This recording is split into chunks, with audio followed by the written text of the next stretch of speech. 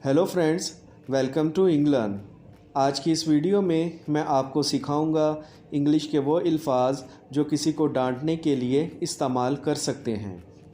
वैसे तो हमें कोशिश करनी चाहिए कि हम हमेशा प्यार मोहब्बत से रहें और बहुत ही पोलाइटली बात करें, लेकिन अगर कोई बार बार मिस्टेक करे और बार बार समझाने पर भी ना समझे तो फिर हमें मजबूरन डांटना पड़ सकता है। अगर आप इंग्लिश में डांटने के लिए इंग्लिश के फ़िक्रात ढूंढ रहे हैं तो आज का ये लेसन आपके लिए ज़बरदस्त हेल्प करने के लिए है। तो दोस्तों, मुख्तलिफ़ सिचुएशंस में मैं आपको बताऊंगा कि आप कैसे किसी को इंग्लिश के अच्छे वर्ड्स यूज़ करके ठीक ठाक तरह से डांट कर सकते हैं। वीडियो शुरू करने से पहले मेरी आपसे रिक्वेस्ट है कि मेरे चैनल इंग्लर्न को सब्सक्राइब कर दें ताकि आप अपनी इंग्लिश बेहतर बनाते रहें। तो पहला सेंटेंस है, अगर कोई बहुत ज़्यादा हमारे पीछे पड़ा हो और तंग कर रहा हो तो हम इंग्लिश में कहेंगे गेट ऑफ माई बैग, मेरा पीछा छोड़ दो। गेट ऑफ माई बैग, मेरा पीछा छोड़ दो। OFF ऑफ का मतलब होता है परे होना या दूर होना, तो हम उसे कह रहे हैं मुझसे दूर हो जाओ या मेरा पीछा छोड़ दो। तो आप अपना लहजा सख्त करके कहेंगे गेट ऑफ माई बैग। इसको नरम लहजे में नहीं कहना, इससे इम्प्रेशन नहीं जाएगा।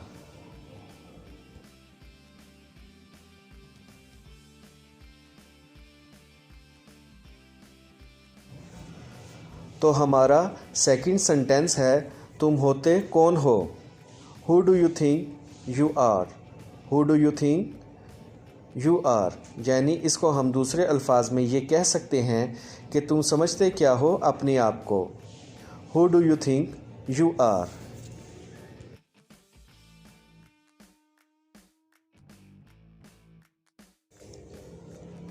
ज़ुबान संभाल के, वॉच योर माउथ, यानी आप किसी को मुहतात कर रहे हैं कि वो जो वर्ड यूज़ कर रहा है उस पर गौर करे, तो हम उसको इंग्लिश में कैसे कहेंगे, वॉच योर माउथ, ज़ुबान संभाल के। अगर आप इसको पोलाइटली यानी शाइस्तगी से कहेंगे तो क्या उसे लगेगा कि आप उसे डांट रहे हैं, तो आपको ज़रा सख्त लहजा अपनाना पड़ेगा। वॉच योर माउथ, ज़ुबान संभाल के।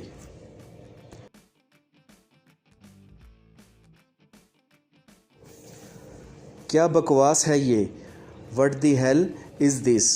अगर आपने किसी को कोई काम कहा और वो शख्स गलत काम करके आपके सामने आ जाता है तो आपको लगता है कि इसने तो बिल्कुल ही गड़बड़ कर दी है, तो आप देखकर क्या बोलेंगे, तो आप उसको डांटने के लिए या एहसास दिलाने के लिए कि उसने क्या गड़बड़ कर दी है, तो आप उस शख्स को ये वर्ड बोलकर एहसास दिलाएंगे, what the hell is this, क्या बकवास है ये।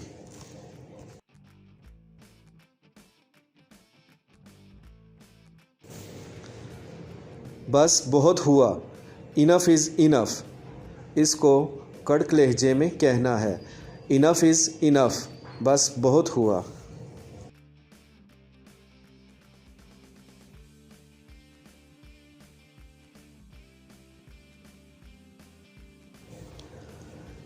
सब तुम्हारी वजह से हुआ है, it is all because of you, यानी जो भी गड़बड़ हुई है वो सब तुम्हारी वजह से हुई है।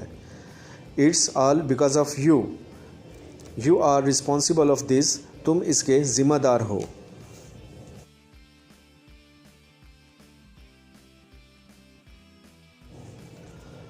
तुम इतने लापरवाह कैसे हो सकते हो, how could you be so careless.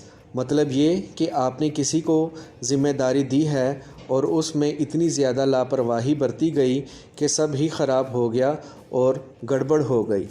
तो इतनी तबाही और बर्बादी के बाद आपके इतने इम्प्रेशन तो बनते हैं।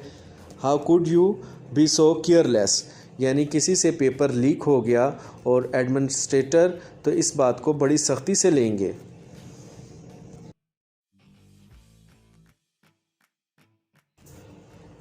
दूर हो जाओ मेरी नज़र से, get out of my site. Get out of my site, दूर हो जाओ मेरी नज़र से।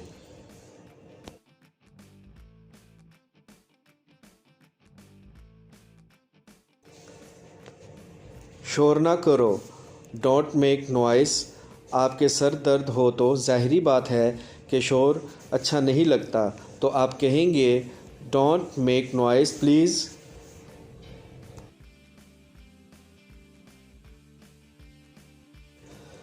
मुझे तंग ना करो, डोंट डिस्टर्ब मी।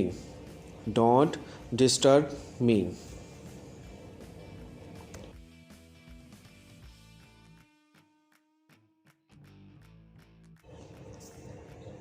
गाली मत दो उसे, डोंट कॉल हिम नेम्स।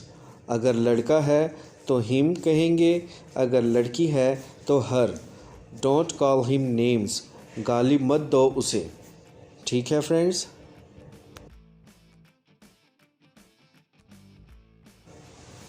बाल मत खींचो बहन के, don't pull your sister's hair. बाल मत खींचो बहन के, don't pull your sister's hair.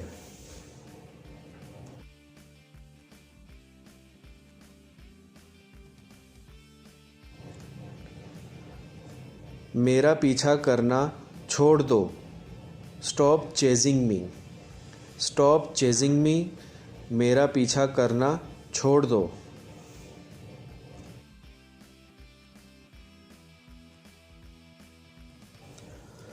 मुझे घूरना बंद करो, stop staring at me. Staring mean टिकटिकी बांधकर एक ही जगह देखते जाना। स्टॉप स्टेयरिंग एट मी, मुझे घूरना बंद करो।